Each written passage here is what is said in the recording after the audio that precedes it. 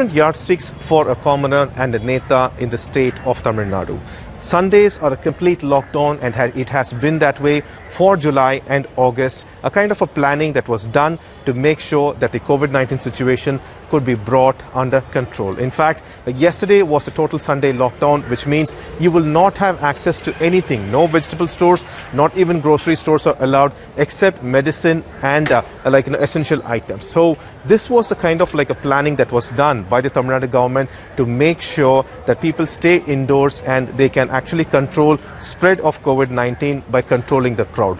Unfortunately, even after Tamil Nadu had a very bad recent police record, one boy, a 13-year-old boy, had ventured out during total lockdown, and he paid heavily for that as a police officer in Singanallur, which is at Coimbatore, caught him and had brutally beaten up. He had bruise marks on his arms and legs, especially the one that you get when you are hit with lathi, and he was bleeding. When he reached home, his parents were shocked to find him that way, and when they questioned, he very clearly mentioned that he was beaten up by a policeman because he had came out during a total lockdown. The parents immediately took him to the police station and filed a complaint, by which the police officer was identified, and he has been transferred to a control room pending an inquiry. At the same time, a minister from Tamil Nadu government, during a total lockdown, that is yesterday, he had gone out. He went to a temple, that is Sangameswarar temple. He went over there. He entered the temple premises. In fact, I have one such large temple behind me, and you could see that the doors are locked. No large temples in the state of Tamil Nadu are open because of the lockdown principles. But this minister entered the temple's premises, Rajendra Balaji, and not just that, after all the programs and such, he also actually took a dip on the Cauvery river that is flowing adjacent to the temple.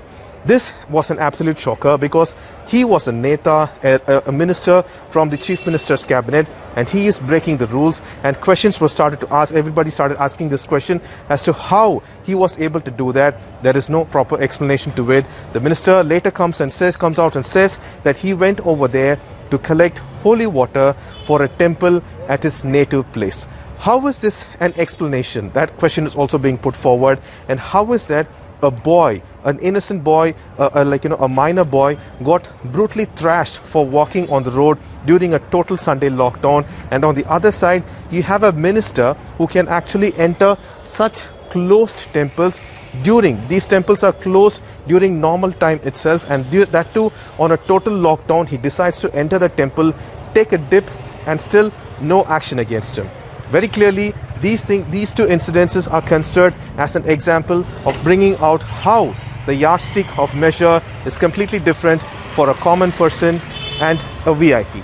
With camera person Vijay Shekhar, Pramod Madhav for Mirror Now.